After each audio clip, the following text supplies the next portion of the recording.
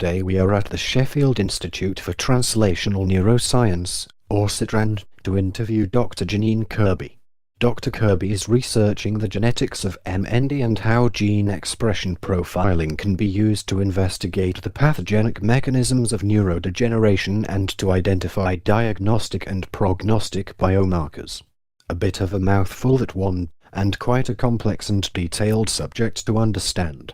But I will try to keep Dr. Kirby's discussion at a level we can all get our heads around, especially me, which is not going to be easy, I suspect.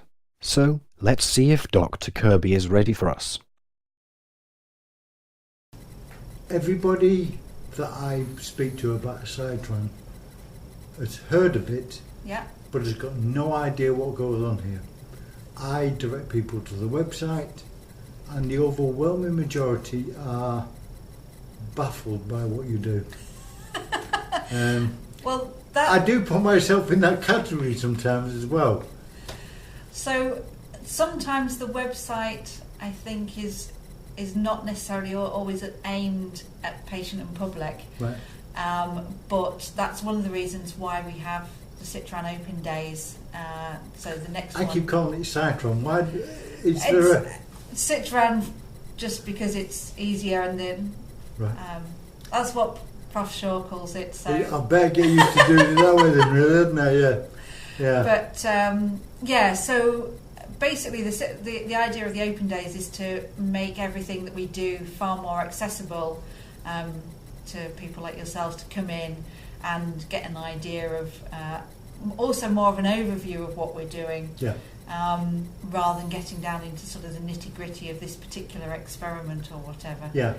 But it's hosts a range of research. Obviously, the predominant disease that we research is motor neurone disease, or amyotrophic lateral sclerosis. But there are also other research groups working on Parkinson's disease. Yep. Another motor neurone disease that affects babies called spinal muscular atrophy, or floppy baby syndrome, as it's also known. Yeah. There's another group working on aging, just generally, and they form part of the CFAS study. Is that the progeria side of? No, that's purely just the aging population generally. I see, right. So there's been, the CFAS study has multiple centres from across the UK all participating, of which Sheffield is one. Right. And within that, there are a number of those individuals, as well as doing questionnaires and throughout sort of every 5 or 10 years, a number of them have also agreed to donate their brains when they ultimately die. Yeah. So there's a study to look, and things that have sort of shown up is that there are sometimes features of dementia in individuals that actually are generally healthy individuals. Yes. So it's teasing out quite what is aging, what is dementia, and ways that by understanding the diseases is the first step to trying to sometimes tackle how to then deal with it. What we know about aging and Alzheimer's dementia now is exponentially greater than what we knew even 10 years ago. Agreed. And the same with motor neurone disease as well. Yes, yeah. Everything, as more technologies come on board that can be used wider, there's a greater awareness. There certainly seems to be, we're always very grateful for all the patients and their relatives and carers and healthy control subjects who are sort of they in some ways are sometimes the more difficult people to get, particularly for in brain tissue, because people just don't think of it. Yep. But all the biosamples we get, we're always grateful for, because ultimately, even if we're working on an animal, whether it or cells, it always needs to be then related back to the human disease. Yes. To make sure that what we have found is relevant and will help us. However much we know about how a rat's brain or a pig's brain differs from a human brain, that doesn't always translate into a greater understanding of the way a disease affects a human. No. Because it will affect a pig or a rat differently. because of the various chemical makeups. Yeah. So it's we use models obviously because they're a lot easier and to do high throughput, but then it's a case of double checking how that relates. I mean, I've done a vlog on organ and tissue donation. Mm-hmm. I've made it clear in my living will and also on video where every piece of me is going. Mm-hmm. How difficult is it to actually get clinicians to approach patients about organ and tissue donation? My understanding is that actually the clinicians feel that their main priority is for the patient here and now, and symptomatic treatment, as unfortunately with motor neurone, that's what we're talking about. Yeah. If the patients bring it up, then they're happy to discuss it, but they won't necessarily initiate it because it's a very personal thing. Yes. And actually the key thing is that you have a good relationship with your clinician. Precisely. For your care. Yeah. And I know there's a whole raft of discussions about assisted dying and things, but you don't want to feel that your physician is trying to push you down a pathway when that's the last thing that they're wanting to do. Yeah. So my understanding is it tends to be that the clinicians won't broach the subject unless the patient brings it. Having said that, certainly in Sheffield I know there are leaflets about the range of research that we do, and one of those mentions the possibility of bringing. So it's not that it's not mentioned at all anywhere either. On a somewhat of a side issue, do you feel that there is a more of a need now for a reversal of the organ and tissue donation argument, so it becomes all organs and tissues are donated unless you opt out? So my personal opinion is that as an organ donor, if actually they're no good to me but they're good for somebody else, then they might as well be used. Having said that, obviously if part of your body is going somewhere, that then may mean that you then wouldn't be able to give your brain and spinal cord if it's going for organ donation, or if your body is going for, if you want to donate your spinal cord, the rest of the body can't then go for medical student thing. Yeah. So but I think you need to decide, and you also need to have that personal thing where you can opt out. Yes. I don't think it should be everybody is under the, should be possible, but yes, I think a reversal. Has that always been your way of thinking on this? Yes. So being involved in a need for more patient involvement. It was before then. So it actually was when I got my driving licence and it came through. Yeah. And I signed up then. So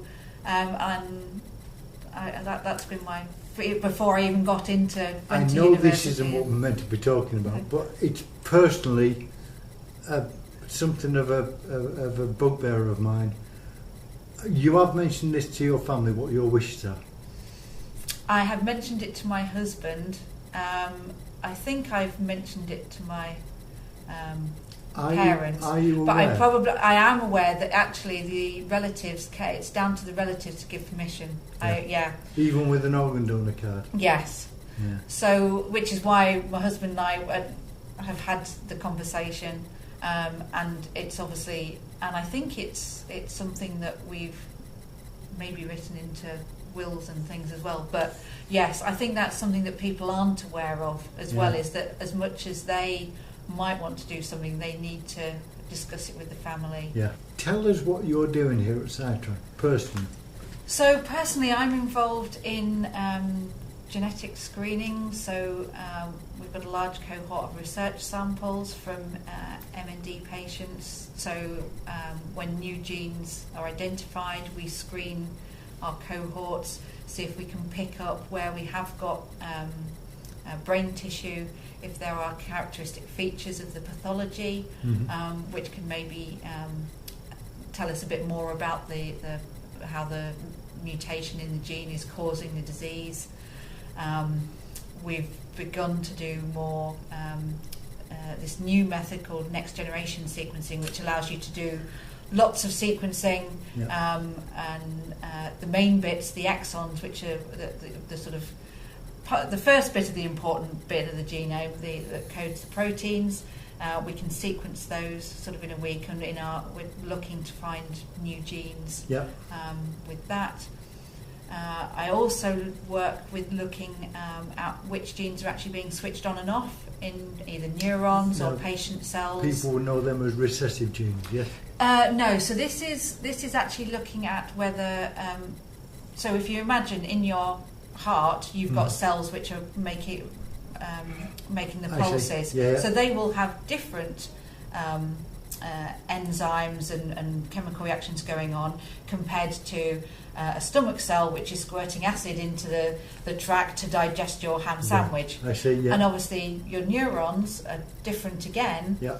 And so we're able to actually isolate single motor neurons from post-mortem material from patients and controls, and look and see which genes are being switched on. So there's about 20,000 genes in the entire genome, and probably about 30 to 40% are expressed in different cells, depending on what that cell does.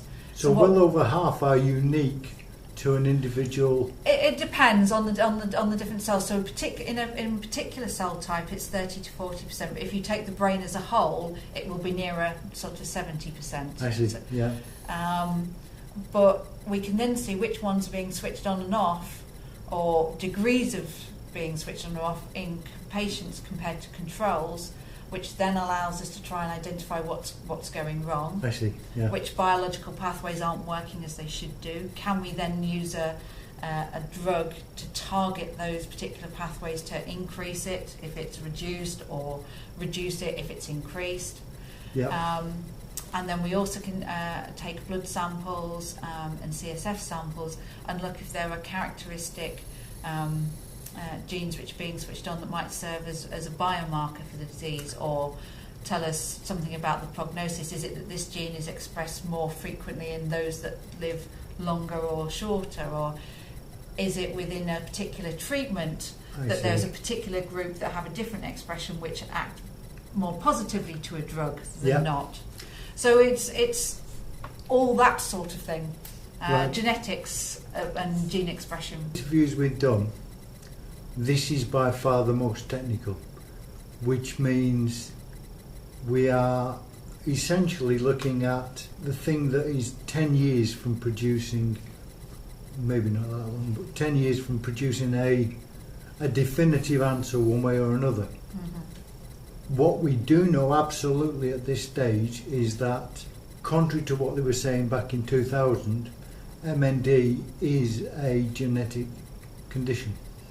So I would argue that in 2000 we knew that there was a proportion of that were familial. So I actually started work in '96 screening SOD1 mutations.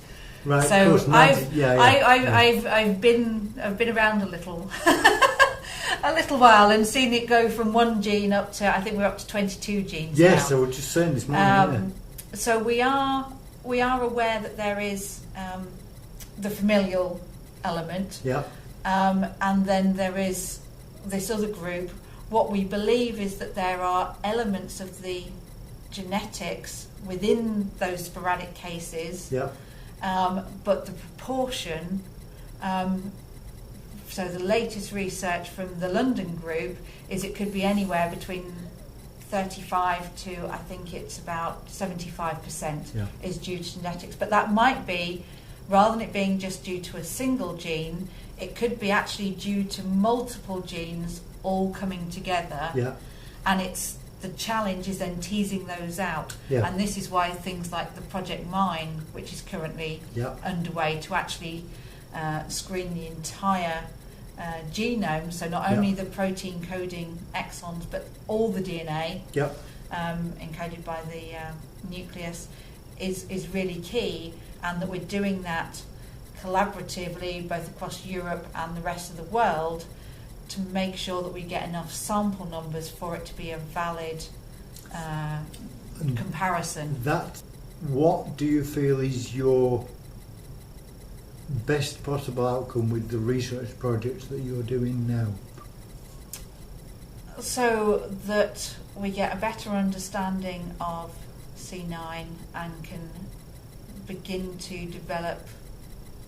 So there's already one strategy to actually knock down, so let me rephrase that, there's a strategy to actually neutralise that big repeat expansion from having an effect. Oh, I'm glad you brought that up, because that's one strategy. Yeah. By understanding some of the other pathways, there might be some other drugs that we can use. Some of the other work that I've done previously has identified another pathway that another colleague has then taken forward for identifying molecules that act and can increase that NRF2 pathway, as it's known, so which is increasing your antioxidant response. Yes.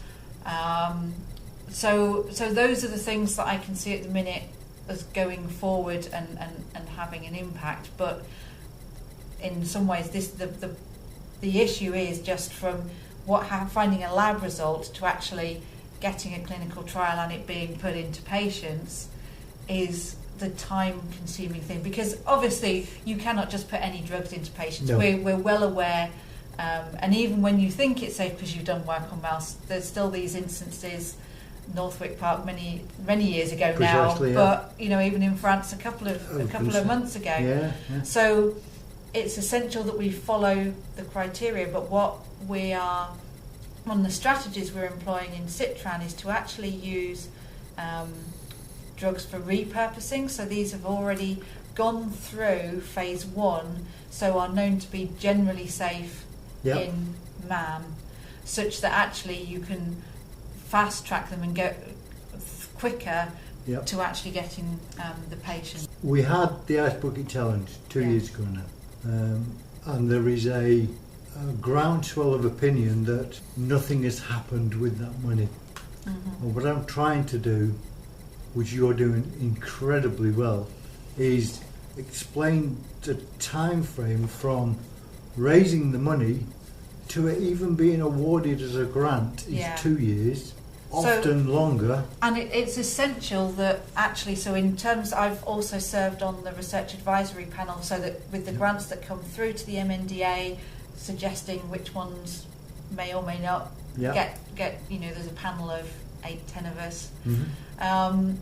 And so it's important that the research is vigorous and will generate good sound science. Yes. Hopefully the results we want. Yeah. But we don't know what they are until we do the experiments. Precisely. But the backup behind that has got to be a foundation in understanding the framework that you want to achieve at the end of it. Yes. Right. And also, I think in terms the MNDA also want to make sure that there is a legacy. So they could have just said, okay, well, instead of funding 12 research grants, we'll spend all the money on 36 grants over the next 3 years. But what they also wanted is more of a legacy, in the same way that the DNA bank was funded by several years ago now by Wellcome and the MNDA to collect a huge tranche of patient samples, which is it's those samples which are now going into Project Mine,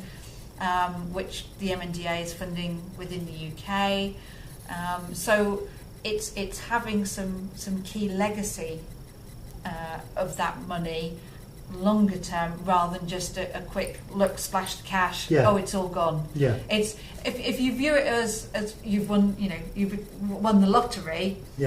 What are you going to do? Are you going to go out and buy the yacht and the big farm, or actually you're going to be sensible and say, well, I'm 30, let's spend it wisely and live comfortably. And I know that can be frustrating for patients because they want to see results tomorrow. And there are some things that can be done quicker in terms of actually helping patients with assistive devices, Yes. which obviously the MND also do, as well as the research.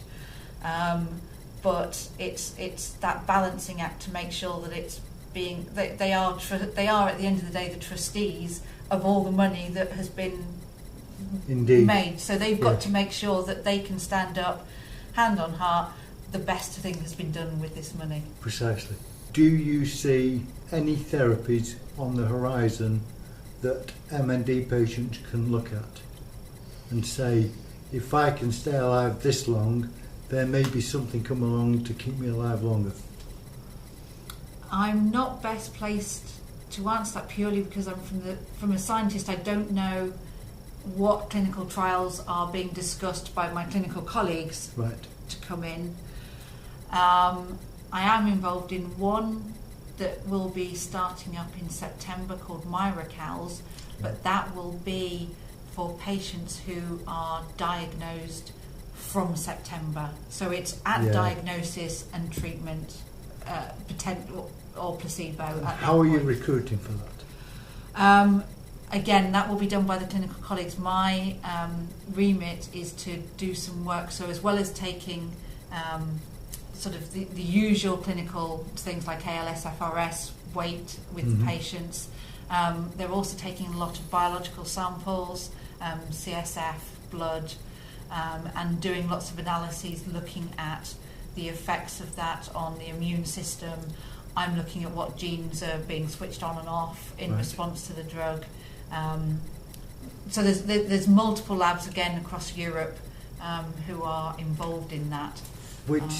Which goes to emphasise why you are of the opinion, and I'm slightly changing mine, that being part of the EU for research purposes only may not be such a bad thing. Yes, I think in terms of setting up a clinical trial across multiple countries, it's a lot easier if the legal basis is sort of similar. You're all working within the same song sheet, as it were. That doesn't mean that it can't happen across, and trials have happened between the UK and say the US. But in some ways the regulatory side of it, if it's all under the same legislation, can be slightly easier. My very, very final question is my favourite to everyone. What was your last light bulb moment? Last light bulb moment? I don't know. I can think of one. I thought there was a gene involved that we ought to sequence, and then sort of a month later a paper came out. That was one of them. Which I could have kicked myself over that. Sometimes reading papers, looking at whether there's a paper in C9, so again, as I was talking with C9, there are these 100 to 1,000 repeats of the sequence. We know that generally we say over 30 repeats you're likely to get the disease. But because of the distinctive pathology you get, I said to my colleague, well, let's have a look at some of the patients with the smaller repeats, so the 30 to 40. Do they have the characteristic pathology or not? If we've got someone with 29 repeats, have they got the characteristic pathology? So that was another sort of, and we've done that, looked at it, and got the paper out. I'm going to try and clarify that what you just said. Yes, sorry. No. I was too excited. No, light bulb open. So, nobody knows why some people progress quicker and some others slower. It could be the number of repeats could dictate the speed and variety of the progression of MND, ALS. Although work has been done and it doesn't look as though that is the case. So they've now screened so many patients that they've kind of looked at that and decided that that's not, unfortunately. It would be nice. Well, it would be a simple answer. Yeah. And sometimes in life it is the simplest answer. But in this case, in this particular one, I don't know, this is the researcher in me coming out. There is no such thing as a bad result. No. Because we now know that that's not the road to go down. Let's all go down a different road. Yes. So it's not a bad thing, it's a good thing. Yes. Right. Okay. And with that, thank you very much indeed Nice for your to meet time you. today, and you.